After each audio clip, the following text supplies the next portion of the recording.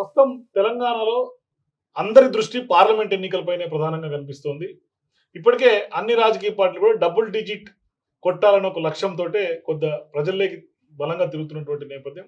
ఓవైపు Congress party 14, BJP 12, TRS కూడా 1-2 స్థానాలు కూడా గెలిచే అవకాశాలు లేనప్పటికీ కూడా అనేక సర్వేల్లో కూడా కేవలం సింగిల్ డిజిట్, అది కూడా 1-2కే పరిమితం అయ్యే అవకాశాలు ఉన్నాయని చెప్తున్నటువంటి సందర్భంలో కూడా కొంత వాళ్ళు కూడా డబుల్ డిజిట్ మీద కొంత ఫోకస్ చేస్తున్నారు. క్యాండిడేట్లు టికెట్లు తీసుకున్నప్పటికీ కూడా పార్టీని వీడి కాంగ్రెస్ చేరుతున్నటువంటి సందర్భాలు కనిపిస్తున్నాయి. చాలా మంది సిట్టింగ్ ఎంపీలు కూడా బీఆర్ఎస్ పార్టీని వీడి బీజేపీ మరియు కాంగ్రెస్ పార్టీలో చేరుతున్నటువంటి సందర్భాలు ప్రస్తుతం కనిపిస్తున్నాయి. బీఆర్ఎస్ పార్టీది ఖచ్చితంగా ఈ ఎన్నికల్లో పెద్దగా ఆశించినటువంటి మేర ఎఫెక్ట్ ఉండే అవకాశం లేదు అనేది వాళ్ళు చాలా సర్వేలు, పొలిటికల్ విశ్లేషణలు వస్తున్నటువంటి సందర్భం. సో ఇప్పుడు తాజాగా పార్లమెంట్ ఎన్నికలు కేవలం కాంగ్రెస్ వర్సెస్ బీజేపీగానే కొంత హోరాహోరీ పోరు ఉండే అవకాశాలు స్పష్టంగా కనిపిస్తున్నాయి. కొంత హైదరాబాద్ పార్లమెంటు వరకు మాత్రం కొంత ఎంఐఎం పోటీ ఇచ్చే అవకాశం కనిపిస్తుంది. కొంత అక్కడ ఈక్వేషన్స్ డిఫరెంట్ గా కనిపిస్తుంది. సో ఇట్లాంటి సందర్భాల్లో పార్లమెంట్ ఎన్నికల్లో ఏ రాజకీయ పార్టీది హవా కొనసాగుతోంది తెలంగాణలో అని చూసే ప్రయత్నం చేద్దాం. కేస్ స్టడీస్ ఇచ్చినటువంటి సర్వే రిపోర్ట్ మనతో పాటు ఉంది. దానికి సంబంధించినటువంటి సెఫాలజిస్ట్ వికాస్ మనతో పాటు జాయిన్ అవుతున్నారు. సో ఖచ్చితంగా ఈ సర్వే వీడియో చూసే ముందు ఏ రాజకీయ పార్టీకి ఎక్కడెక్కడ బలాబలాలు ఏంటి, ఎవరి బలాలు ఎంత అని మాట్లాడుకోబోయే ముందు మరోవైపు కాంగ్రెస్, బీజేపీ, బీఆర్ఎస్ తెలంగాణలో ఏ రాజకీయ పార్టీ హవా కొనసాగుతోంది ఇవన్నీ మాట్లాడుకునే ముందు మీరు కూడా ఖచ్చితంగా ఈ వీడియోని లైక్ చేసి మీ ఫ్రెండ్స్ అందరికీ షేర్ చేయండి. మరోవైపు మీ నియోజకవర్గాల్లో కానీ లేకుంటే మీకున్నటువంటి రాజకీయ పరిజ్ఞానంతో ఉన్నటువంటి మీ అభిప్రాయాలన్నింటినీ కూడా ఏ సెంటర్లో, ఏ పార్లమెంట్లో ఎవరికి ఎడ్జ్ ఉంది, ఈక్వేషన్స్ ఎట్లా మారుతున్నాయి, ఏ రోజుకి ఆ రోజు ఈక్వేషన్స్ ఎట్లా అప్డేట్ అవుతున్నాయి, ఈక్వేషన్ సినారియో ఏంటి, ఎవరికి గెలుపు అవకాశాలు ఉన్నాయి, అభ్యర్థులు ఇంకా కాంగ్రెస్ పార్టీ 3 స్థానాల్లో ప్రకటించలేదు కాబట్టి ఆ 3 స్థానాల్లో ఎవరికి ప్రకటిస్తే అక్కడ గెలుపు అవకాశాలు సునాయాసంగా ఎవరికి ఉంటుంది, అనేక అంశాలన్నింటినీ కూడా మీ కామెంట్ రూపంలో తెలియజేయండి. ప్రస్తుతం వికాస్ మనతో పాటు జాయిన్ అవుతున్నాడు. సో ఓవరాల్ గా తెలంగాణలో ఉన్నటువంటి పార్లమెంట్ మూడ్ ఏ విధంగా ఉందో మాట్లాడదాం. నమస్తే వికాస్ భాయ్. సార్ నమస్కారం సార్. నమస్తే. ఏంటి తెలంగాణలో పార్లమెంట్ మూడ్ ఏ విధంగా ఉంది? ఎందుకంటే దేశవ్యాప్తంగా ఒక మూడు ఉంది, తెలంగాణలో అధికార పార్టీ కాంగ్రెస్ ఉంది కాబట్టి ఇక్కడ డిఫరెంట్ గా మూడు ఉండే అవకాశాలు ఉంటాయి. ఎట్లా కనిపిస్తుంది మూడు? సార్ ఇదైతే తెలంగాణ ఎలక్షన్స్ మాత్రం completely different from Indian politics. ఎందుకంటే ఇక్కడ కాంగ్రెస్ పార్టీ ఇక్కడ కర్ణాటకతో పోల్చుకుంటే కాంగ్రెస్ పార్టీ ఇక్కడనే చాలా బలంగా ఉన్నది. ఎట్ ద సేమ్ టైం మాకున్న నేషనల్ రిపోర్ట్స్, మేము ఇచ్చిన నేషనల్ రిపోర్ట్స్ గిట్ట మేము చెప్పడం ఏంటంటే Congress will be the best performing unit of AICC అని చెప్తున్నాం. ఇంకొకటి maximum seats of AICC will come from Telangana states. అంటే అన్నిటితో పోల్చుకున్నా కానీ తెలంగాణ స్టేట్స్ నుంచి వచ్చే, అంటే తెలంగాణ స్టేట్స్ నుంచి ఎక్కువ ఎంపీలు ఏఐసిసి అంటే కాంగ్రెస్ పార్టీకి వెళ్ళడానికి ఆస్కారం ఉన్నది. ఇంకొకటి దీన్ని మనము ఎట్లా చూడొచ్చు అంటే it's like honeymoon period of politics అనొచ్చు. ఎందుకంటే డిసెంబర్లోనే వాళ్ళు ఎలక్షన్స్కి వెళ్ళినారు, ఆ హ్యాంగ్ ఓవర్ ఇంకా నడుస్తున్నది. ఒకవేళ ఇదే ఎలక్షన్ కనుక తెలంగాణలో డిసెంబర్, మళ్ళా ఈ 2024 డిసెంబర్ ఆ టైం అయి ఉంటే ఈక్వేషన్స్ మారే అవకాశం ఉండే. కాకపోతే ఇప్పుడున్న సిచ్యువేషన్ మాత్రం కాంగ్రెస్ కి కంప్లీట్ ఫేవర్ ఉంది. And BJP struggling hard. BRS అయితే మాక్సిమం మెదక్కి కన్ఫైండ్ అయ్యే ఛాన్సెస్ ఉన్నాయి. బట్ సింగిల్ పార్లమెంట్ కొంత పర్ఫార్మెన్స్ మాత్రం మల్కాజిగిరిలో చూపించడానికి ఆస్కారం ఉంది అంతే. సో మీతో ఇక్కడ కూడా బీఆర్ఎస్ పార్టీ థర్డ్ ప్లేస్, అన్ని మాక్సిమం ప్లేసెస్లలో థర్డ్ ప్లేస్. బీజేపీ మాక్సిమం కొన్ని ఈక్వేషన్స్ లో మాత్రం బీజేపీ సెకండ్ ప్లేస్ వచ్చే ఛాన్సెస్ ఉన్నాయి. Like Nagarkurnool, Warangal second place వస్తుంది. భువనగిరి ఇట్లాంటి సెగ్మెంట్స్ లలో కొంత సెకండ్ ప్లేస్ రావడానికి ఆస్కారం ఉంది. సో ఓవరాల్ గా మూడు తీసుకుంటే ఇప్పుడు కవిత లిక్కర్ స్కామ్ లో కవిత అరెస్ట్ కానీ, లేకుంటే ఇవాళ తెలంగాణ రాష్ట్రంలో జరుగుతున్నటువంటి పరిణామాలు, ఫోన్ ట్యాపింగ్ అంశం కానీ, ఇవి బీఆర్ఎస్ పార్టీ మీద ప్రభావం ఎంత మేరకు ఉండే అవకాశం? సార్ ఇది ఫోన్ ట్యాపింగ్ విషయం మాత్రం అది చాప కింద నీరులాగానే వెళ్తుంది. అది ఎక్కడ లీమ్ లైట్ కి రాదు. అంటే పొలిటికల్ సినారియో చూసుకుంటే law and order, criminal activities అవన్నీ పక్కకు పెడితే పొలిటికల్లీ ఇది చాప కింద నీరులాగానే వెళ్తుంది. అండ్ కవిత ఇష్యూ వచ్చేటప్పటికి మేము ముందు నుంచి చెప్తున్నాం, కవితను కనుక పోస్ట్ ఎలక్షన్ అరెస్ట్ చేస్తే అది ఖచ్చితంగా కాంగ్రెస్ కే ప్లస్ అవుతుంది. ఇప్పుడు గిట్ట కాంగ్రెస్ కే ప్లస్ అవుతుంది.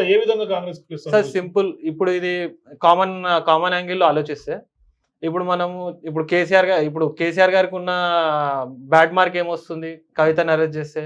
అరే బిడ్డని కాపాడుకోలేడు, మా అమ్మని ఎందుకు కాపాడుకుంటాడు అని అంటారు. ఇప్పుడు సాధారణంగా బీఆర్ఎస్ లో అది ఏంటంటే ఏమంటారు సీజనల్ పార్టీ కింద ఫామ్ అయింది. అధికారంలో ఉన్నప్పుడు వచ్చినారు, అధికారం లేదు కాబట్టి వెళ్ళిపోతున్నారు. సీజనల్ పాలిటీషియన్స్ ఎక్కువ ఉన్నారు దాంట్లో. అండ్ ఇప్పుడున్న పొజిషన్లో అక్కడి నుంచి బయటికి చాలా మంది బయటికి వస్తారు అనేది అయితే ఫ్యాక్ట్ ఆఫ్ ది కేస్. ఇప్పుడు బయటకు వచ్చే వాళ్ళు ఎటు వెళ్తున్నారు? బీజేపీ సైడ్ వెళ్తున్నారా, కాంగ్రెస్ సైడ్ వెళ్తున్నారా? మోస్ట్ ఆఫ్ ది కేసెస్ ఇప్పుడు ఎంపీలు సరే 2 సైడ్ షిఫ్ట్ అయినారు. ఇప్పుడు వెంకటేష్ నేత గారు కావచ్చు, రంజిత్ రెడ్డి గారు కావచ్చు, వీళ్ళంతా కాంగ్రెస్కి వచ్చినారు. అట్లనే ఇప్పుడు మన జైరాబాద్ కావచ్చు, వేరే సెగ్మెంట్స్లలో వీళ్ళు బీజేపీ సైడ్ వెళ్తారు. వీళ్ళని పక్కకు పెడితే ఎమ్మెల్యేలు ఎటు సైడ్ వెళ్తారు? ఆబ్వియస్లీ స్టేట్ గవర్నమెంట్ కాంగ్రెస్ ఉన్నది కాబట్టి వీళ్ళంతా కాంగ్రెస్ సైడ్ రావడానికి ఉన్నారు. ఇవి పక్కకు పెడితే local bodies MPTC, ZPTC, sarpanch level, ఉప సర్పంచ్, మాజీ ZPTC, X MLAs, contested MLAs, ఓడిపోయిన ఎమ్మెల్యేస్ వీళ్ళంతా కాంగ్రెస్కి వెళ్ళడానికి ఆస్కారం ఉంటుంది. ఎందుకంటే స్టేట్లో పవర్లు ఉన్నారు, అట్ ద సేమ్ టైం కొంత లైజనింగ్ అనేది వాళ్ళకిట కావాల్సింది కాబట్టి వీళ్ళంతా న్యాచురల్గా కాంగ్రెస్ సైడ్ వెళ్తారు. అండ్ ఇప్పుడు లీడర్షిప్ వీళ్ళతోటి కన్సిడరబుల్ ఓట్ షేర్ అనేది వీళ్ళ దగ్గర ఉంటుంది. అండ్ వీళ్ళు ఇప్పుడు కాంగ్రెస్ సైడ్ వెళ్తున్నారంటే ఏడెడ్ అడ్వాంటేజ్ కాంగ్రెస్కే తప్ప బీజేపీకి కాదు కదా సార్. అలా సో ఇప్పుడు ప్రధానంగా మేనిఫెస్టో హైదరాబాద్ వేదికగా తుక్కుగూడ నుంచి తెలంగాణ బేస్ గానే కాంగ్రెస్ పార్టీ దేశవ్యాప్తంగా ప్రవేశపెట్టింది. న్యాయపత్రం ప్రవేశపెట్టింది. 5 న్యాయ్ 25 గ్యారెంటీ అని చెప్తోంది. ఈ సందర్భంలో డిఫెక్షన్ సంబంధించినటువంటి ఒక అంశం ప్రధానంగా ఇవాళ సోషల్ మీడియాలో వైరల్ అవుతుంది, చర్చనీయాంశం కూడా అవుతుంది. అంటే వాళ్ళు ఏ పార్టీ నుంచి అయితే గెలుస్తారో ఆ పార్టీ పట్ల సెక్షన్ 10 కాన్స్టిట్యూషన్ ప్రకారం స్పష్టంగా ఆటోమేటిక్ గా డిఫెక్షన్ అవుతుంది అని వాళ్ళు మెన్షన్ చేశారు. కానీ ఇక్కడ తెలంగాణలో సీన్ కట్ చేస్తే పెద్ద ఎత్తున ఎమ్మెల్యేలకి కండువాలు కప్పుతున్నటువంటి పరిస్థితి కనిపిస్తుంది. దాని మీద కాంగ్రెస్ పార్టీకి సంబంధించి కానీ ఇవాళ దానం నాగేందర్ లాంటి వాళ్ళకి ఇక్కడ గెలిచినటువంటి వాళ్ళకి కూడా బీఆర్ఎస్ లో గెలిచిన వాళ్ళని తీసుకెళ్లి కాంగ్రెస్ లో టికెట్ ఇచ్చినటువంటి పరిస్థితి, అది ప్రభావం ఏమి ఉండదా కాంగ్రెస్ పార్టీ పైన? అంటే ఇప్పుడున్న పొలిటికల్ సినారియోలో మేనిఫెస్టో ఎవరు అంతా పట్టించుకుంటలేరు. అసర్టివ్ గా మీకు ఒక క్యాచీ లైన్స్ ఉంటే సరిపోతుంది. ఇప్పుడున్న పాలిటిక్స్ లా మంచి ఇప్పుడు సింపుల్ టర్మినాలజీలో చెప్పాలంటే ఇప్పుడు మీరు ఎలక్షన్ కొట్లాడాలంటే మంచి పార్ట్ ఉండాలి, మంచి సిగ్నేచర్ మూవ్మెంట్ ఉండాలి, మంచి థీమ్ ఉండాలి. సో ఇప్పుడు మేనిఫెస్టో ఇప్పటి ఎలక్షన్ ప్యాటర్న్ లో మేనిఫెస్టో అనేది ఇర్రిలెవెంట్ అయిపోయింది. ఇంకొకటి మీరు కాంగ్రెస్ మేనిఫెస్టో చూస్తే కాంగ్రెస్ మేనిఫెస్టో కొంత ఇంటెలెక్చువల్ బేస్ ఉంటుంది. అంటే వాళ్ళు యూనివర్సిటీ ప్రొఫెసర్స్ ని లేదా సోషల్ వర్కర్ని, ట్రేడ్ యూనియన్స్ లేకపోతే అగ్రికల్చర్ యూనియన్స్ ఇట్లాంటి వాళ్ళకు ప్రయారిటీ ఇస్తారు. అంటే వాళ్ళు ఇచ్చిన ఇన్పుట్స్ ని మాత్రమే వాళ్ళ ఇన్పుట్స్ తీసుకొని మాత్రమే వీళ్ళు. సో అక్కడ ఎర్రర్ ఏమన్నా ఉండొచ్చు, ఆ కమ్యూనికేషన్ ఎర్రర్ ఉండడం వల్ల అది బయటకు వచ్చింది. నో డౌట్ అది కొంత వాళ్ళకు ఇంటెలెక్చువల్ ఫోరంలో అది మాత్రం వాళ్ళకు నెగిటివ్ గా రిఫ్లెక్ట్ అవుతుంది కాంగ్రెస్ కి. ఎందుకంటే పదే ఇప్పుడు మొన్నటికి ముందు రాహుల్ గాంధీ కూడా బీజేపీ వాషింగ్ మిషన్ అనేది ప్రధాన ఎజెండాగా ఆయన చెప్తున్నాడు. మరి బీజేపీ వాషింగ్ మిషన్ దాన్ని ఎవరు కాదనలేనటువంటి సత్యం. కానీ కాంగ్రెస్ పార్టీ కూడా ఇచ్చినటువంటి మేనిఫెస్టో స్టిక్ అవ్వాల్సినటువంటి అవసరం లేదా? ఉన్నది కానీ అది యాక్చువల్లీ అది ఇప్పుడు ఇది సింపుల్ గా ఎట్లా చెప్పాలంటే సార్, ఇండియాలో బీజేపీ ఎట్లున్నదో తెలంగాణలో కాంగ్రెస్ అట్లనే ఉన్నది. రెండింటికి పెద్ద డిఫరెన్స్ అనేది ఏం లేదు. ఇద్దరు సర్వైవల్ ఫర్ ఫిటెస్ట్ అనే గేమ్ లో మాత్రమే వీళ్ళు ఆడుతున్నారు. సో ఇక్కడ కూడా కాంగ్రెస్ పార్టీ వాషింగ్ మిషన్ అనుకోవాలా? అంతే సార్. దానం నాగేందర్ లాంటి వాళ్ళు జాయిన్ అయిన తర్వాత కాంగ్రెస్ పార్టీ ప్రస్తుతానికి తెలంగాణలో వాషింగ్ మిషన్. సో ఇప్పుడు పార్లమెంట్ లో ఎవరిది హవా కొనసాగుతుంది తెలంగాణలో? ఎవరికి ఎక్కువ మెజారిటీ స్థానాలు వచ్చే అవకాశాలు? ఇప్పుడైతే మాక్సిమం టు మాక్సిమం కాంగ్రెస్ కి ఎక్కువ వస్తాయి సార్. కాంగ్రెస్ కి మాక్సిమం సీట్స్ వస్తాయి. కానీ ఇక్కడ ఇంకొక విషయం ఏంటంటే బీజేపీ చాలా అగ్రెసివ్ గా పిక్ అవుతుంది. వాళ్ళకు అంత టైం ఇప్పుడు ఇంకా 40 days ఉన్నది, 35-40 days ఉన్నది. సో ఈ 35-40 days అనేది కొంత ఎఫెక్టివ్ గా వీళ్ళు అలర్ట్ ఉండి పనిచేస్తే మాత్రం కాంగ్రెస్ బీజేపీ ఏ అభ్యర్థి కూడా ఇంకా పూర్తి స్థాయిలో అంత అగ్రెసివ్ గా పోతున్నట్టయితే కనపడలేదు. అంటే సార్ ఇది ఎలక్షన్ కోడ్ ఉన్నది. ఇంకొకటి ఇక్కడ పార్లమెంట్ ఎలక్షన్ అనేది లోకల్ బాడీ ఎలక్షన్ కి, ఎమ్మెల్యే ఎలక్షన్ కి, parliament election something different. And ఇక్కడ వచ్చేటప్పటికి ఎక్కువ పార్లమెంట్ ఎలక్షన్ అనేటప్పటికి it's just about management of cadre.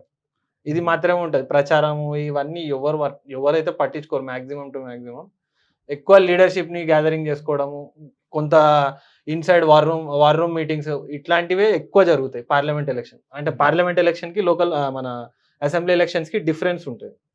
So ఇంకొకటి ఇప్పుడు ఏదైతే కాంగ్రెస్ పార్టీలకు చేరికలు జరుగుతున్నాయో అసెంబ్లీ ఎన్నికలప్పుడు ఇదే చేరికలు జరిగితే వేవ్ కొనసాగుతోంది కాంగ్రెస్ అని అన్నారు అందరూ కూడా. కానీ ఇవాళ అధికారంలోకి వచ్చిన తర్వాత కాంగ్రెస్ పార్టీలకు కండువాలు మార్చుకుంటుంటే చాలా విమర్శల పాలవుతుంది. దాన్ని ఎట్లా చూస్తారు? అది ఎంత మేర ఎఫెక్ట్ ఉండే అవకాశం? సార్ ఇప్పుడైతే వాళ్ళు కంఫర్టబుల్ పొజిషన్లో ఉన్నారు సార్. ఇట్లాంటి క్రిటిసిజమ్స్ అనేటివి కాంగ్రెస్ పార్టీకి జరుగుతాయి. కాకపోతే ఇట్లాంటి క్రిటిసిజమ్స్ నుంచి వాళ్ళకి ఇమ్యూనిటీ ఉన్నది.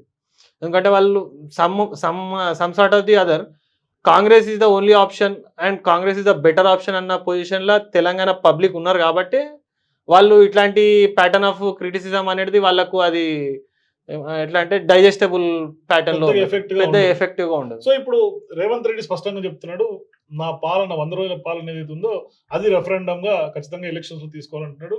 10 ఏళ్ల పాలన వర్సెస్ 100 రోజుల పాలన అనేది రెఫరెండం ఒక కొనసాగుతుంది. సో ఆ ఈక్వేషన్ ఎట్లా వర్కౌట్ అవుతుంది సార్? అదైతే వీళ్ళకు కొంత నెగిటివిటీ అయితే ఉన్నది ఒకటి కాంగ్రెస్ పార్టీకి. ఎందుకంటే టైంకి అంటే ఇప్పుడు మనము ఇద్దరిని చూసుకుంటే Congress party government Revanth Reddy government కొంత డెమోక్రటిక్ యాంగిల్లో ఉంటుంది. అంటే మనకు రివ్యూ మీటింగ్స్ అని, క్యాబినెట్ మీటింగ్ అని.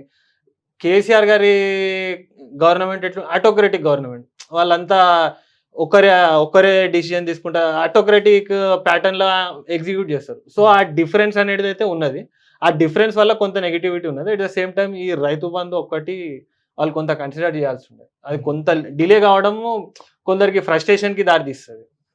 అలా. సో ఇంకోటి రైతులకు సంబంధించినటువంటి అంశమే ఇవాళ ప్రధానంగా బీఆర్ఎస్ పార్టీ ఫోకస్ చేస్తుంది. కాంగ్రెస్ వచ్చింది, కరువు అనేది ఒకటి వాళ్ళు తీసుకొచ్చారు ప్రధానంగా. మరొక అంశం ఏంటంటే వీళ్ళు కూడా రుణమాఫీ ఇంకా పూర్తి స్థాయిలో చేయలేదు. రేవంత్ రెడ్డి నేను రాగానే 9 తారీఖు పోయి బ్యాంకుల దగ్గరికి వెళ్ళి మీరు లోన్లు తెచ్చుకోండి అని చెప్పినాడు. ఇప్పుడు దాకా అవ్వట్లేదు అనేది కూడా ఒక ప్రధానంగా రైతులని ఉసుగొలుపుతోంది బీఆర్ఎస్ పార్టీ.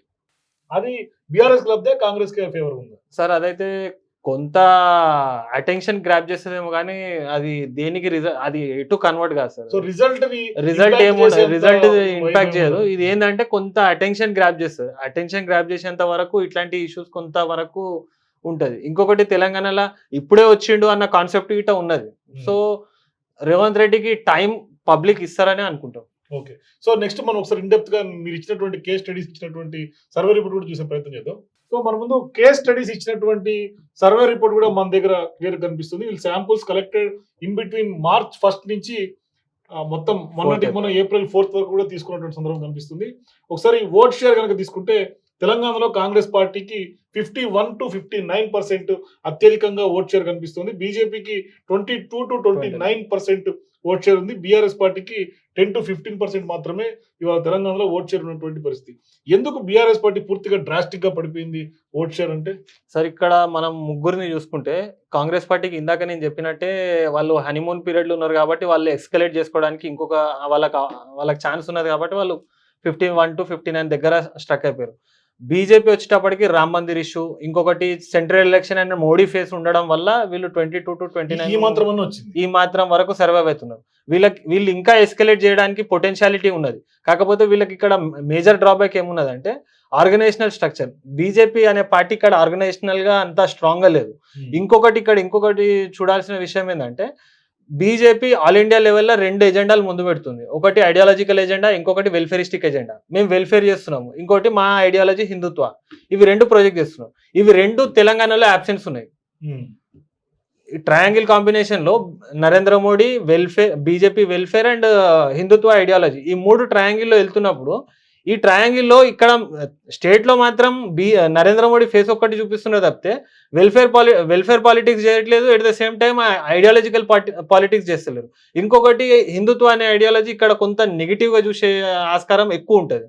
సో అందుకని వాళ్ళు 22 to 29 దగ్గర కన్ఫైన్ అయిపోయారు. బీఆర్ఎస్ కి వచ్చేంత వరకు 10 to 15 అనేది ఎందుకు చెప్తున్నాం అంటే బీఆర్ఎస్ పార్టీ పోస్ట్ 2014 తర్వాత బీఆర్ఎస్ పార్టీ అనేది MLA centric organisational structure develop చేసింది. అండ్ ఇప్పుడు గవర్నమెంట్ పోవడం వల్ల ఆ ఆర్గనైజేషనల్ స్ట్రక్చర్ అనేది పార్టీ ఆర్గనైజేషన్ ఎప్పుడే కానీ ఎమ్మెల్యే సెంట్రిక్ గా మాత్రం కన్స్ట్రక్ట్ చేయొద్దు. వీళ్ళు చేసిన మేజర్ మిస్టేక్ అది. సో దానివల్ల వాళ్ళ డౌన్ఫాల్ అనేది ఇంత సీరియస్ డౌన్ఫాల్ ఉన్నది. సో ఇక సీట్ల విషయం తీసుకుంటే కాంగ్రెస్ పార్టీకి 11 నుంచి 14 స్థానాలు పార్లమెంట్ స్థానాలు తెలంగాణలో గెలిచే అవకాశం ఉందని తెలుస్తుంది. బీజేపీ కేవలం 3 నుంచి 6 స్థానాలు నెంబర్ కనిపిస్తుంది. బీఆర్ఎస్ 0 లేకుంటే 1 ఒక్క స్థానం మాత్రమే గెలిచే అవకాశాలు ఉన్నాయి. ఎంఐఎం కూడా ఒక స్థానం గెలిచే అవకాశాలు ఉన్నాయి. సో కాంగ్రెస్ 14 టార్గెట్ పెట్టుకుంది. బీజేపీ కూడా డబుల్ డిజిట్ టార్గెట్ పెట్టుకుని సింగిల్ డిజిట్ కే ఇవాళ కన్ఫైన్ అవుతుంది. బీఆర్ఎస్ ఎంఐఎం 2 1 స్థానాలుగా పరిగణించాలి. సరే ఇక్కడ బీజేపీ లీస్ట్ కేసెస్ మనం 3 వచ్చినా కానీ ఇది కంఫర్టబుల్. ఎందుకంటే కాంగ్రెస్ వేవ్ లో వాళ్ళు 3 తట్టుకున్న అంటే 3 దగ్గర వాళ్ళు కన్ఫైండ్ అయ్యి తట్టుకున్నా కానీ ఇది వాళ్ళకు మేజర్ అచీవ్మెంట్ కిందనే కన్సిడర్ చేయాలి. ఎందుకంటే బీజేపీ మేము అబ్జర్వ్ చేస్తున్న మటుకు పోస్ట్ ఎలక్షన్ అంటే అసెంబ్లీ ఎలక్షన్ తర్వాత వాళ్ళు చాలా మిస్టేక్స్ చేస్తున్నారు బీజేపీ. ఇప్పుడు అక్కడ ఏమైపోతుందంటే 3 క్యాడర్లు అవుతున్నాయి. ఒకటి పోస్ట్ ఎలక్షన్ వచ్చిన వాళ్ళు, ఇంకొకటి 2019 నుంచి ఇప్పటి వరకు జాయిన్ అయిన వాళ్ళు, ఇంకొకటి పాత క్యాడర్. సో కోఆర్డినేషన్ గ్యాప్స్ ఉన్నాయి, ఇంకో కోఆర్డినేషన్ గ్యాప్స్ ఉన్నాయి. At the same time old cadre, new cadre, latest cadre అన్న ప్యాటర్న్ లో గిట కొంత కాంట్రవర్సీ అక్కడ ఇంటర్నల్ గా వాళ్ళ డిస్టర్బెన్స్ ఉన్నాయి. సో ఇట్లాంటివన్నీ తట్టుకొని గిట వాళ్ళు మూడు వరకు వచ్చినారంటే ఇట్స్ వెరీ కంఫర్టబుల్. మోడీ బొమ్మ. సో కాంగ్రెస్ పరిస్థితి 14 సీట్స్ 11 సీట్స్ 11 to 14 వెళ్తాయి సార్. అంటే కొన్ని త్రీ కాన్స్టిట్యున్సీస్ కొంచెం టఫ్ ఫైట్ ఉన్నది. ఒకటి బీఆర్ఎస్ ఉంటే 2 బీజేపీ ఉంటాయి. సో ఎక్కడెక్కడ టైట్ ఫైట్స్ ఉన్నాయి, ఎక్కడెక్కడ ఏ పొజిషన్ ఎట్లా ఉందని కూడా చూసే ప్రయత్నం చేద్దాం. ఆదిలాబాద్ విషయం తీసుకుంటే ఆదిలాబాద్ బీజేపీ వర్సెస్ కాంగ్రెస్ గా కనిపిస్తుంది. అక్కడ ఎవరు గెలిచే అవకాశాలు ఉన్నాయి ఆదిలాబాద్ లో? ఏంటి ఆదిలాబాద్ పార్లమెంట్ గురించి క్లుప్తంగా చెప్పండి సార్. డే 1 నుంచి అయితే ఆదిలాబాద్ బీజేపీకి ఎడ్జ్ ఉండే. కాకపోతే మొన్న రీసెంట్ గా తీసుకున్న శాంపిల్ లో మాత్రం కాంగ్రెస్ చాలా పికప్ అయింది ఆదిలాబాద్ లో. ఇంకొకటి ఇక్కడ వాళ్ళ కొంత ఏడెడ్ అడ్వాంటేజెస్ కొంత వాళ్ళు తీసుకోగలిగితే కాంగ్రెస్ కి చాలా ఛాన్సెస్ ఉన్నాయి. ఇక్కడ మనం బీజేపీ తీసుకుంటే హిందుత్వ ఐడియాలజీ మేనేజ్ చేయడానికి మనకు పాయలశంకర్ గారు ఉన్నారు. బీజేపీ ఆర్గనైజేషనల్ స్ట్రక్చర్ మేనేజ్ చేయడానికి మీకు ఎలైట్ మహేశ్వర్ రెడ్డి గారు ఉన్నారు. కాకపోతే ఇక్కడ గోండ్ ఓట్ ప్యాటర్న్ కన్సాలిడేట్ చేయగలగాలి. ఇక్కడ స్వయం బాపురావు గారు ఇక్కడ అంటే బీజేపీతో ఆయన హ్యాపీగా లేరు అన్న విషయం అనేది అయితే చాలా మందికి తెలిసిన యాక్సెప్టెడ్ ఫ్యాక్ట్. అది పబ్లిక్ లో కూడా ఉన్నది. కాకపోతే విన్న న్యూస్ ఏంటంటే సమ్హౌ బీజేపీ హైకమాండ్ అతన్ని మేనేజ్ చేసినారు అని అన్నారు. So if something or the other happens అది బీజేపీ గెలవడానికి ఆస్కారం ఉన్నది. లేదు అంటే కాంగ్రెస్ మాత్రం చాలా పికప్ అయింది. ఎందుకంటే ఇక్కడ ఇన్ఛార్జ్ మినిస్టర్ సీతక్క గారు గ్రౌండ్ లో చాలా అగ్రెసివ్ గా వెళ్తున్నారు. సో ఇక్కడ వీళ్ళ ఓట్ షేర్ అయితే పెరిగింది. ఇట్లా 12% ఓట్ షేర్ పెరిగినది కాంగ్రెస్ లాస్ట్ శాంపిల్ కి, లాస్ట్ రిపోర్ట్ కి, ఈ రిపోర్ట్ కి. అదొకటి. ఇంకోటి ఏంటంటే అభ్యర్థి పరంగా కూడా కొంత ఈ బీజేపీ అభ్యర్థి కొంత ఆయన మీద నెగిటివిటీ ఉన్నది. నగేష్ మీద ఆయన మీద కొంత వ్యతిరేకత. బీఆర్ఎస్ నుంచి వచ్చినటువంటి అభ్యర్థి కదా, బీఆర్ఎస్ నుంచి వచ్చినటువంటి అభ్యర్థి. ఇంకొకటి ఇక్కడ 2 గ్రూపులు తయారైనాయి. లైక్ స్వయం Bapurao group opposite to them. And ఇక్కడ ఈ కాన్ఫ్లిక్ట్ కిట్ ఉన్నది. స్వయం బాపురావు అనే వ్యక్తి డైరెక్ట్ సర్పంచ్ ని కాంటాక్ట్ చేసుకునే వ్యక్తి. సో ఆయనని వీళ్ళు పక్కకు పెట్టడం ఇది టఫ్ కిందికి తీసుకురాగలిగారు. బీజేపీ చేసిన మిస్టేక్ వల్ల ఇది టఫ్ అయింది. లేకపోతే ఇది కంప్లీట్ వన్ సైడ్ బీజేపీకి ఛాన్స్ ఉండే కాన్స్టిట్యున్సీ. కానీ ఇవాళ కొంత కాంగ్రెస్ కిడ్జి కనిపిస్తుంది. కాంగ్రెస్ అయితే పికప్ అయింది సార్. వీళ్ళిద్దరికి డిఫరెన్స్ ఇట్స్ అరౌండ్ 7% డిఫరెన్స్ ఉన్నది. అండ్ కాంగ్రెస్ చాలా వెనుక నుంచి అంటే లీస్ట్ సెకండ్ నుంచి టఫ్ సెకండ్ కి వచ్చింది. అంటే least second, comfortable second, tough second అంటాం కదా. లీస్ట్ సెకండ్ నుంచి కంఫర్టబుల్ సెకండ్ కి వచ్చింది. సో ఇక్కడ ఈ వీళ్ళ గ్రాఫ్ వన్ గా ఇట్లనే పెరుగుతుంటే బీజేపీకి టఫ్ ఛాన్సెస్ ఉంటాయి. So next Peddapalli assembly segment గురించి మాట్లాడుకుంటే ఎస్సీ సెగ్మెంట్ ఇక్కడ కాంగ్రెస్ కి అవుట్ రైట్ గా ఇచ్చినటువంటి పరిస్థితి కనిపిస్తుంది. పెద్దపల్లిలో గడ్డం వంశీ గారు ఆయన కంఫర్టబుల్ గా గెలుస్తారు. అంటే ఏంటి అక్కడ గెలుపు అవకాశాలు అంత కంఫర్టబుల్ గెలవడానికి కారణం లేదు. ఎందుకంటే ఈ మధ్య కాలంలో అనేక కాంట్రవర్సీస్ వస్తున్నాయి ఆయన నియోజకవర్గం మీద. గడ్డం ఫ్యామిలీ నుంచి ఇస్తారనే ఒక టికెట్ కి సంబంధించినటువంటి ఒక అంశం అయితే ఇట్లా అనేక అంశాలు అంటే ఎస్సీలను బట్టి ఓన్లీ మాలలకే పోతుంది, మాదిగలకి ఇవ్వట్లేదు ఒక అంశం. ఇట్లా దాని చుట్టూతోనే పెద్దపల్లి చుట్టూతోనే చాలా కాంట్రవర్సీస్ వచ్చినాయి. ఇంకొకటి మన మంత్రి గారు ఉన్నారు శ్రీధర్ బాబు గారు.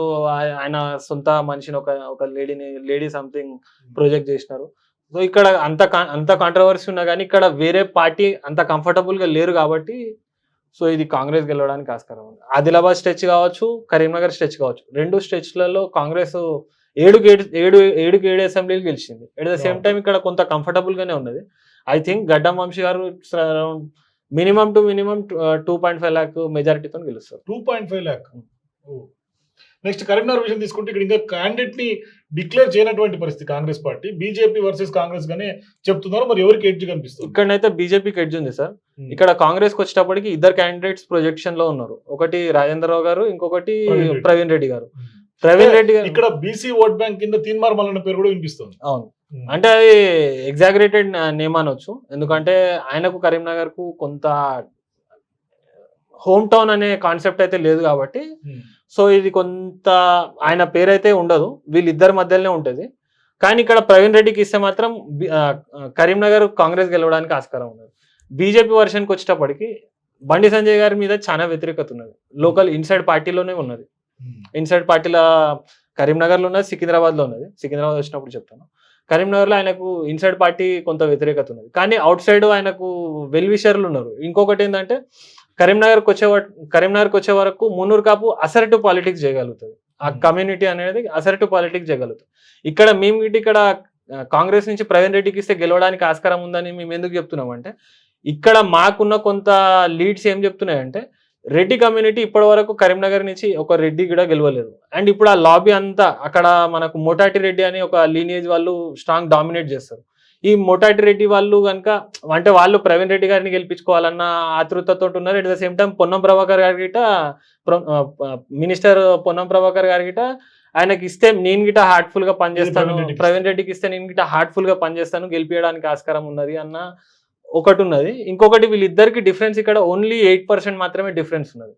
ఈ 8% డిఫరెన్స్ ఈ లాస్ట్ అవర్ లో క్యాండిడేట్ సెలెక్షన్ కనుక కాంగ్రెస్ ఏదైనా కొంత మిస్టేక్ చేస్తే ఇది బీజేపీ గన్ షాట్ సీట్. అంటే ప్రస్తుతానికి ఇది BJP versus Congress and BJP edge ఉన్నది, కానీ కాంగ్రెస్ కొంత అభ్యర్థిని ప్రకటించే దాని మీద డిపెండ్స్ అపాన్ నెక్స్ట్ రిపోర్ట్ లో మనకి ఇది క్లియర్ గా వచ్చేస్తుంది.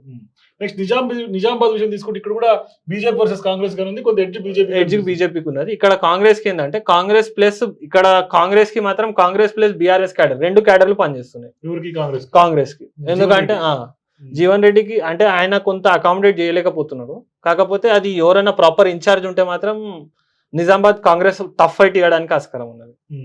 అండ్ ఇక్కడ ఇంకొక విషయం ఏంటంటే సేమ్ 2019లో కవితను ఓడగొట్టడానికి రీజన్స్ ఏమున్నాయో సేమ్ రీజన్స్ ఈయన ఓడగొట్టడానికి ఆపోజిట్ పార్టీస్ దగ్గర అవే రీజన్స్ ఉన్నాయి ఇప్పుడు. అంటే 2024లో అరవింద్ గారిని ఓడగొట్టడానికి మెయిన్ ప్రధానంగా ఎజెండా పసుపు బోర్డు ఒకటి, ఫార్మర్స్ ఇష్యూ ఒకటి బయటకు వస్తుంది. కానీ ఇక్కడ మీకు ఈ ఎలక్షన్ కి వచ్చేంత వరకు అవి ఇంప్లికేషన్ అయితే లేవు. కొంత నెగిటివిటీ ఉంది. పసుపు బోర్డు ఇంపాక్ట్ చూపించదు ఈసారి. పసుపు బోర్డు కొంత ఎడ్జ్ ఇస్తుంది, బీజేపీకి కొంత ఎడ్జ్ ఇస్తుంది. కాకపోతే అది ఒకటే ఎజెండా పనికిరాదు. అంటే అది కొంత దాన్ని కన్సాలిడేట్ అండ్ కన్వర్ట్ చేయగలగాలి. అంటే ఆయన జనవరిలోనో డిసెంబర్లోనో ఒక జీవోనో లేకపోతే ఒక కొబ్బరికాయ ఒక భూమి పూజనో చేసుంటే సినారియో విల్ బి డిఫరెంట్. నమ్ముతుండే జనాలు. సో ఇవాళ ఏంటి అంటే ధర్మపురి అరవింద్ కి నెగిటివ్స్ ఏం కనిపిస్తుంది సార్? కొంత ఆయన మీద అరగెన్సీ ఉన్నది, అరగెన్సీ ఇష్యూ ఉన్నది. ఇంకొకటి ఆయనకు బీజేపీలో చాలా మందిని ఆయన కొంత సైడ్ ట్రాక్ చేసినాడు అనే అలిగేషన్ ఉన్నది. అండ్ ఇప్పుడు మీకు బెస్ట్ ఎగ్జాంపుల్ చెప్పాలంటే ఆర్మూర్లో వినయ్ రెడ్డి అని ఉంటారు. ఆయన మొన్న అసెంబ్లీ టైంలో ఆయన ఆర్మూర్ కాంగ్రెస్ నుంచి కంటెస్ట్ చేసినారు. సో ఇట్లాంటి వాళ్ళు చాలా మంది ఉన్నారు. కాకపోతే ఇక్కడ చాలా మంది అంటే ఇక్కడ కొంతమంది బీజేపీ హార్డ్ బీజేపీ వాళ్ళు ఉండడము, వాళ్ళు బయటికి అంటే డైరెక్ట్లీ కాంగ్రెస్ లోకి పోవడము లేకపోతే వేరే దాంట్లోకి పోవడము వాళ్ళు ఎంకరేజ్ చేస్తలేరు. సో అది ఇంటర్నల్ గానైతే ఈ ఇష్యూస్ ఉన్నాయి, అది ఆయన కవర్ చేసుకోవాలి. కాంగ్రెస్ అయితే ఇక్కడ కొంత టఫ్ ఫైట్ ఇస్తుంది, బట్ ఎడ్జ్ అయితే బీజేపీకి ఉంది. సో నెక్స్ట్ జైరాబాద్ పార్లమెంట్ తీసుకుంటే ఇక్కడ BJP versus Congress, but Congress edge కనిపిస్తుంది. సార్ ఇక్కడ ఏంటంటే బీజేపీ నా దృష్టిలో బీజేపీ బెస్ట్ ఆప్షన్, కానీ candidate selection was the worst option. BB Patil గారిని పిక్ చేయడం ఎందుకు అంటే బీజేపీ దగ్గర ఉన్న బెస్ట్ ఆప్షన్ అదే, కాకపోతే ఇట్స్ వరస్ట్ ఆప్షన్. ఎందుకంటే ఆయన 2 times ఎంపీ ఉన్నాడు, ఆయన మీద చాలా వ్యతిరేకత ఉన్నది. ఇంకొకటి ఆయన మీద ఉన్నటువంటి వ్యతిరేకత కాంగ్రెస్ కి పాజిటివ్ అయ్యే అవకాశం ఉంది. ఆయన మీద ఉన్న వ్యతిరేకత కాంగ్రెస్ కి సురేష్ షెట్కర్ గారికి పాజిటివ్ కావడానికి ఆస్కారం ఉన్నది. ఎట్ ద సేమ్ టైం ఇక్కడ ఆర్గనైజేషనల్ గా చూసుకుంటే కాంగ్రెస్ పార్టీ చాలా ఎస్టాబ్లిష్డ్ ఉన్నది. సో ఇది కాంగ్రెస్ అసెంబ్లీలో గెలిచిన ఎమ్మెల్యేలందరూ కూడా Congress MLAs maximum Congress MLAs ఉన్నారు. ఇప్పుడు మనకు మెదక్ స్టేట్స్ లో నారాయణ ఖేడ్, ఆందోళు, జుక్కల్, మళ్ళా మనకు నిజామాబాద్ పార్లమెంట్ అంటే నిజామాబాద్ డిస్టిక్ లో ఉంటుంది. నిజామాబాద్ డిస్టిక్ లో జుక్కలు, బాన్స్వాడ, ఎల్లారెడ్డి, కామారెడ్డి ఉన్నది. కామారెడ్డిలో వీళ్ళకి లీడ్ ఉంది, బీజేపీకి లీడ్ ఉంది. కానీ ఎల్లారెడ్డి, జుక్కల్లో మళ్ళీ బీజేపీకి లీడ్ ఉంది. ఈ రెండు అసెంబ్లీలోనే మాత్రమే బీజేపీకి లీడ్ ఉంది, మిగిలిన సెగ్మెంట్స్ అన్ని కాంగ్రెస్ కి లీడ్ ఉంది. సో ఇది కాంగ్రెస్ హెడ్జ్ ఉంది, కానీ ఇక్కడ కొంత సూపర్ఫిషియల్ యాక్టివిటీస్ ఏమైనా జరిగితే ఛాన్సెస్ బీజేపీకి ఉంది. సో వీళ్ళు ఫైట్ ఇవ్వగలుగుతున్నారు బీజేపీ అంతే. సో మెదక్ విజయం తీసుకుంటే ఇక్కడ ట్రయాంగిల్ ఫైట్ గానే కనిపిస్తుంది, బీఆర్ఎస్, కాంగ్రెస్, బీజేపీ ముగ్గురు కూడా. సరే ఇక్కడ జైరాబాద్ ఇంకొకటి ఏంటంటే మాకు ఇచ్చిన మేము తీసుకున్న శాంపిల్స్ లో 70-75% ఉమెన్ శాంపిల్స్ బీజేపీ సైడ్ ఉన్నాయి. సో అదొకటి ఇక్కడ నేను మర్చిపోయినా. ఇప్పుడు మెదక్ విషయం తీసుకుంటే ఇక్కడ బీఆర్ఎస్, కాంగ్రెస్, బీజేపీ ముగ్గురు ట్రయాంగిల్ ఫైట్ కనిపిస్తుంది, కానీ కొంత బీఆర్ఎస్ కి ఎడ్జ్ కనిపిస్తుంది. ఎందుకు బీఆర్ఎస్ కి? ఎందుకంటే ఇక్కడ కాంగ్రెస్ పార్టీ నీలం మధుని బలమైనటువంటి అభ్యర్థి బీసీ క్యాండిడేట్, బీజేపీ కూడా మెదక్ కొంచెం ఉంది, పట్టుంది. చరిష్మా మొన్న మునుగోడులో ఉప ఎన్నికల్లో గెలిచినటువంటి అభ్యర్థి దుబ్బాక సార్. ఇక్కడ వచ్చేటప్పటికి మనం బీఆర్ఎస్ కి ఎందుకు ఎడ్జ్ చూపిస్తున్నాం అంటే ఇక్కడ వాళ్ళకు ట్రెడిషనల్ ఓట్ బ్యాంక్ ఉన్నది. ఇంకొకటి వీళ్ళ home town, TRS party home town అనొచ్చు మెదక్ ని. హరీష్ రావు ఉన్నారు, కేసీఆర్ గారు అక్కడనే ఉన్నారు. సో ఇక్కడ బీఆర్ఎస్ కి ఒకటి ఆర్గనైజేషనల్ గా కావచ్చు, లేకపోతే అకామిడేటివ్ గా కావచ్చు. బీఆర్ఎస్ మొన్న అసెంబ్లీ ఎన్నికల్లో అంత ప్రభావం చూపలేదు మెదక్ లో. మెదక్ ఎమ్మెల్యేనే ఓడిపోయినట్టు, మెదక్ ఎమ్మెల్యే ఓడిపోయినారు. కాకపోతే అక్కడ ఏంటంటే ఇప్పుడు ఈక్వేషన్ నర్సాపూర్ విషయం తీసుకుంటే చాలా మంది కాంగ్రెస్ లో జాయిన్ అయినటువంటి పరిస్థితి. ఇట్లా చాలా నియోజకవర్గాల్లో మైనంపల్లి హనుమంతరావు బాగా మంత్రాంగం చేసి మొత్తం అందరినీ కూడా ఆయన కొంత అగ్రెసివ్ వెళ్తున్నారు. ఇటు మల్కాజ్గిరి మెదక్ రెండు నియోజకవర్గాల్లో కూడా Mynampally it's going very fast, very aggressive. అప్పుడు కూడా బీఆర్ఎస్ గెలిచే అవకాశాలు ఉంటాయి సార్. అంటే ఇక్కడ వీళ్ళు కొంత మేరకు కాంగ్రెస్ ఎంత డ్యామేజ్ చేసినా గానీ సంహౌ సర్వైవ్ కావడానికి బీఆర్ఎస్ కి ఛాన్స్ ఉంది. ఇప్పుడు ఈయన మైనంపల్లి అది ఒకటే స్థానం గెలుస్తుంది, లేకపోతే ఇంకెక్కడ గెలవదు.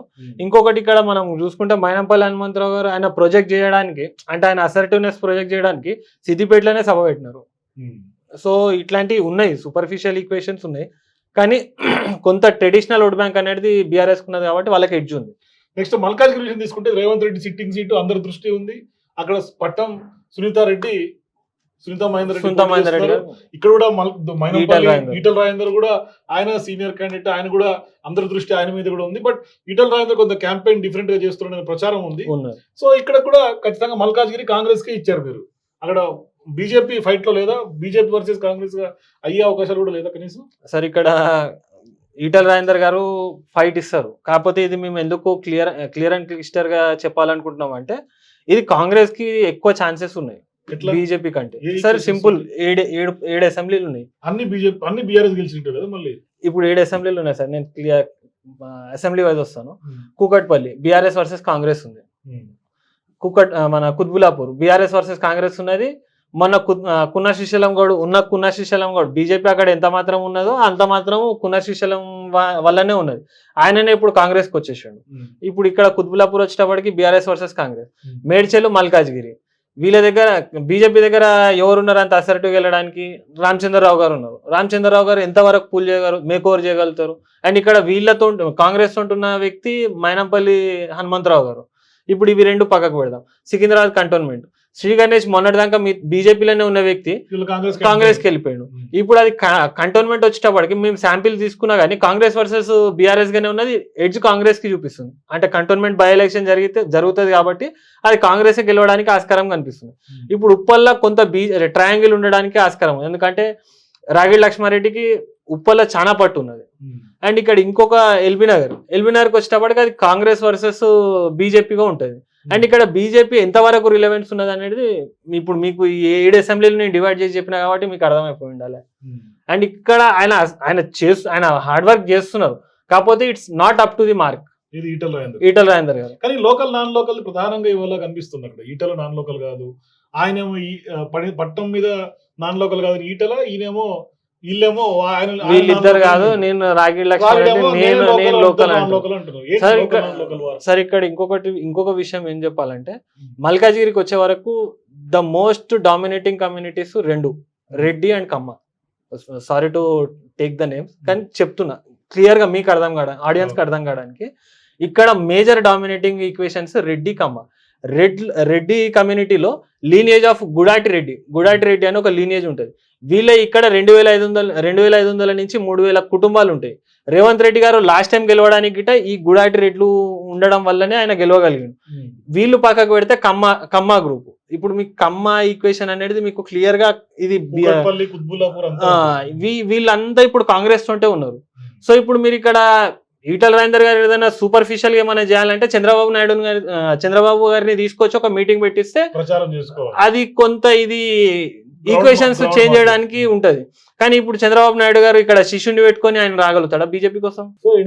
I want to make it clear కి ఇది ఈక్వేషన్ ఇట్లా ఉన్నది. ఇక్కడ వీళ్ళు ఉన్నారు వాళ్ళు ఉన్నారు అని కాకుండా ఈక్వేషన్ ఇంత క్లియర్ గా ఉన్నది. ఇప్పుడు ఇంకా 30-35 డేస్ ఉన్నాయి కాబట్టి ఇఫ్ మీకు కొంత అగ్రెసివ్ వెళ్ళాలనుకుంటే ఈక్వేషన్స్ మార్చడానికి మీకు ఇంకా టైం ఉన్నది కాబట్టి చేయండి. సో అర్బన్ ఓట్ బ్యాంక్ అంతా కూడా కొంత బీఆర్ఎస్ బీజేపీకే ఉంటుంది అనేది కూడా ఒకటి అంటే ఎన్నికలప్పుడు కూడా అట్లాంటి సిచ్యువేషన్ కనిపించింది. 4 లక్షల మెజారిటీ ఉంది సార్ బీఆర్ఎస్ కి, అంటే అన్ని అసెంబ్లీలు కలుపుకొని మనం క్యాలిక్యులేట్ చేసుకుంటే. అండ్ ఇక్కడ ఇంకొకటి వచ్చేటప్పటికి హైదరాబాద్ లో హైయెస్ట్ డెవలపింగ్ రీజన్ ఏదైనా ఉంది అని అంటే బీఆర్ఎస్ టైంలో మల్కాజ్గిరి సెగ్మెంట్. అండ్ బీజేపీతో బీఆర్ఎస్ తోటి కొంత ట్రెడిషనల్ ఓట్ బ్యాంక్ అనేది అక్కడ కొంత డెవలప్ చేసుకున్నారు. మెదక్ తర్వాత వాళ్ళు అంత కంఫర్టబుల్ గా ఫైట్ ఇచ్చేది మల్కాజ్గిరి, సికింద్రాబాద్ కంటే మల్కాజ్గిరి ఎక్కువ పర్ఫార్మెన్స్ చూపిస్తుంది. అండ్ కానీ గెలవడానికి ఆస్కారం లేదు. సో నెక్స్ట్ పార్లమెంట్ తీసుకుంటే సికింద్రాబాద్, ఇక్కడ బీజేపీకి అవుట్ రైట్ గా మీరు చెప్తున్నారు, ఇది కిషన్ రెడ్డిది.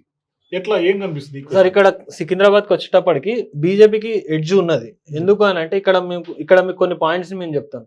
ఇది ట్రయాంగిల్ లో జరుగుతుంది. సికింద్రాబాద్ ఎలక్షన్ అనేది ట్రయాంగిల్ లో ఉంటుంది. అంటే కంఫర్టబుల్ థర్డ్ ప్లేస్ లో ఉంటుంది. బీఆర్ఎస్ అనేది కంఫర్టబుల్ థర్డ్ ప్లేస్ లో ఉంటుంది. అండ్ ఇక్కడ వచ్చేటప్పటికి యాంటీ కిషన్ రెడ్డి గారి మీద ఉన్న వ్యతిరేకత మామూలుగా లేదు. ఆయన మీద చాలా వ్యతిరేకత ఉన్నది. అంత వ్యతిరేకత ఉంటే కూడా మళ్ళీ బీజేపీకి సార్ ఇక్కడ కిషన్ రెడ్డి గెలవాడు సార్, నరేంద్ర మోడీ గెలుస్తాడు. సింబల్ ఎస్టాబ్లిష్మెంట్ ఉన్నది.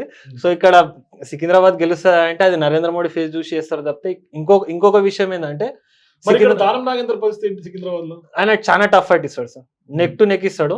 కానీ ఇప్పటి వరకు బీఆర్ఎస్ క్యాండిడేట్ పద్మారావు గౌడ్ గారు కొంత కంఫర్టబుల్ గా కాంగ్రెస్ ఓటు డైవర్ట్ కానియకుండా చూసుకుంటాడు. బీఆర్ఎస్ ఓటు ఏదైతే ఉన్నదో మెజారిటీ మొన్న లాస్ట్ టైం సికింద్రాబాద్ పార్లమెంట్ లో చూసుకుంటే మాక్సిమం సీట్స్ బీఆర్ఎస్ గెలిచింది. ఒక నాంపల్లి ఒకటి ఎంఐఎం గెలిచింది, మిగిలిన 5, 6 మొత్తం వాళ్ళు బీఆర్ఎస్ గెలిచింది. కానీ పార్లమెంట్ ఎలక్షన్కి వచ్చేటప్పటికి ఈ ఓట్ బ్యాంక్ అనేది బీజేపీకి షిఫ్ట్ కావాలి.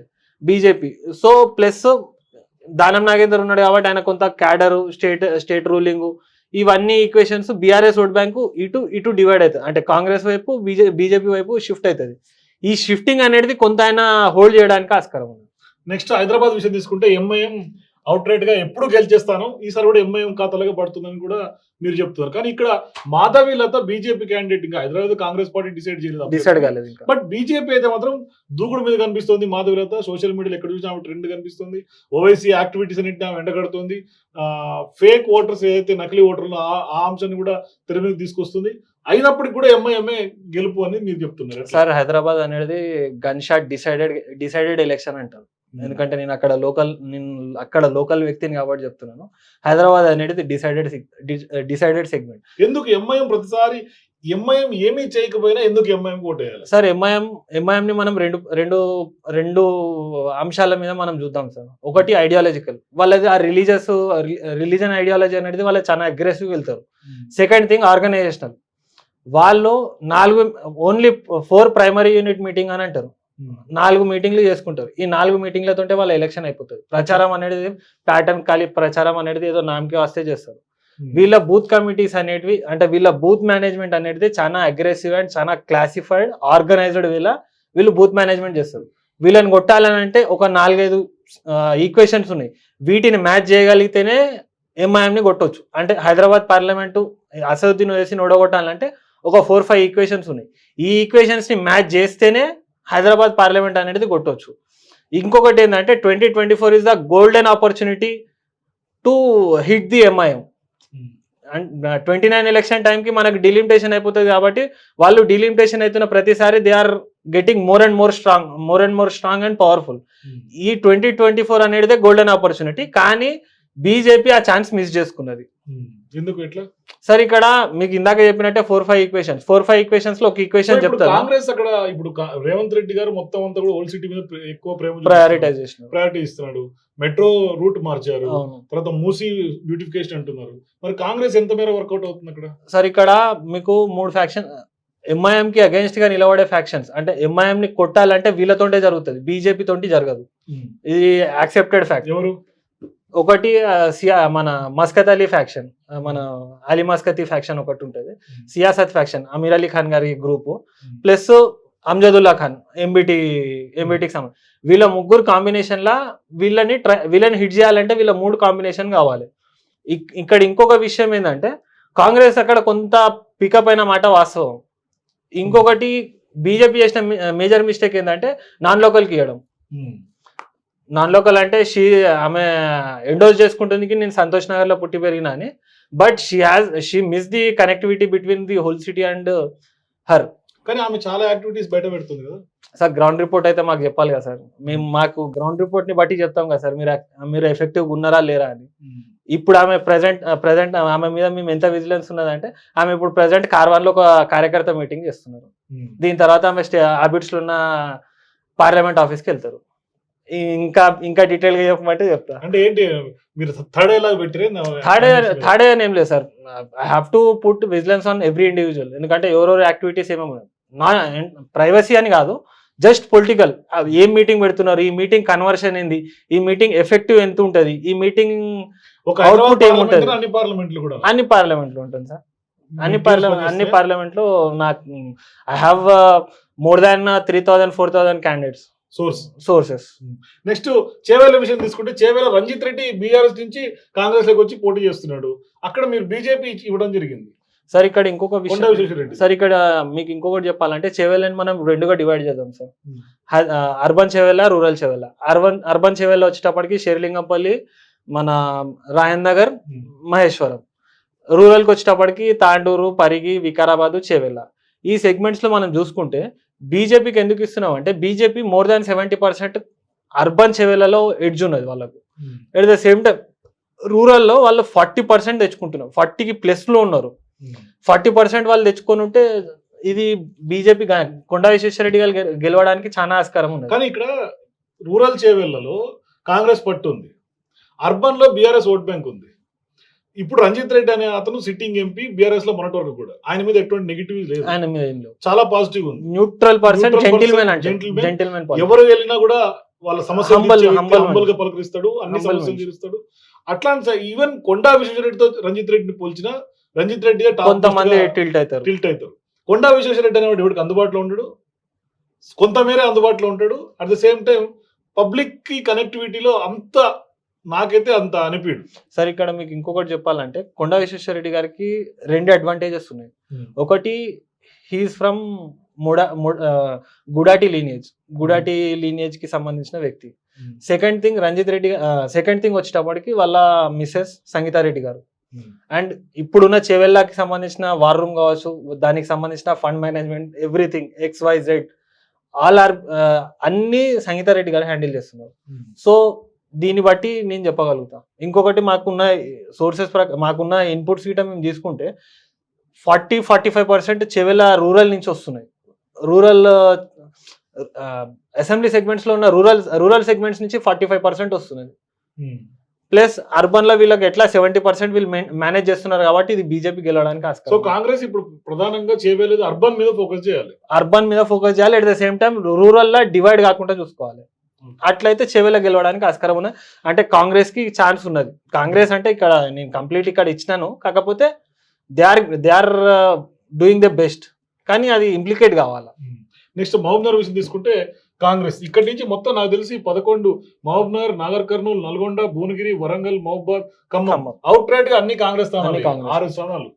ఇట్లా ఇవి ఇన్డెప్త్ గా కాకుండా కొంచెం బ్రీఫ్ గా మాట్లాడుకుంటూ వెళ్దాం. నెక్స్ట్ మహబూబ్నగర్ విషయం తీసుకున్నా, నాగర్ కర్నూలు, ఉమ్మడి పాలమూరు జిల్లా గురించి మాట్లాడితే 2 కాంగ్రెస్ ఖాతాలో, రేవంత్ రెడ్డి సొంత జిల్లా కాంగ్రెస్ ఖాతాలో. ఎట్లా దీని గురించి ఏం చెప్తారు సార్? మహబూబ్నగర్కి వచ్చేటప్పటికి బీజేపీలో 2 గ్రూపులు ఉన్నాయి.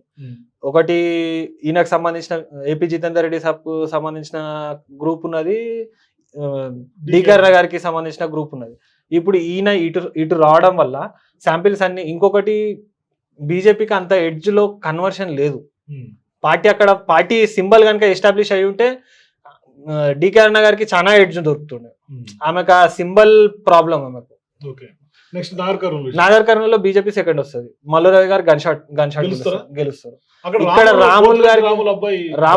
రాముల్ని నిలబెట్టుంటే ఎలక్షన్ కొంత డిఫికల్ట్ అవుతుండే, అయినప్పటికీ కాంగ్రెస్ గెలవడానికి పెద్ద ఇంపాక్ట్, పెద్ద టాక్ లేదు అంటున్నారు. అంటే అక్కడ symbol, party symbol established party symbol. అది కాంగ్రెస్ పార్టీ అనేది అక్కడ కాంగ్రెస్ పార్టీకి ఫుల్ కంచుకోట అంటాం. సో అది వీళ్ళకి ఆ సింబల్ ఉండడము, ఆయన కొంత ఆయన మీద క్యాండిడేట్ మీద వ్యతిరేకత ఉన్నా కానీ పెద్ద గేమ్ ఉండదు, న్యూట్రల్ పర్సన్. నెక్స్ట్ నల్గొండ విషయం తీసుకుంటే, నల్గొండ, భువనగిరి 2 కాంగ్రెస్, ఇది కూడా కంచుకోట కాంగ్రెస్ కి. ఇది నల్గొండ అమిత్ రెడ్డి గారు కనుక కంటెస్ట్ చేస్తుంటే ఇది కాంగ్రెస్ వర్సెస్ బీఆర్ఎస్ చేస్తుండే, కాకపోతే కాంగ్రెస్ గెలుస్తుండే. ఇక్కడ అమిత్ రెడ్డి గారు ఛాన్స్ ఉందా నల్గొండ? ఎవరికి? రఘువీర్ రెడ్డి.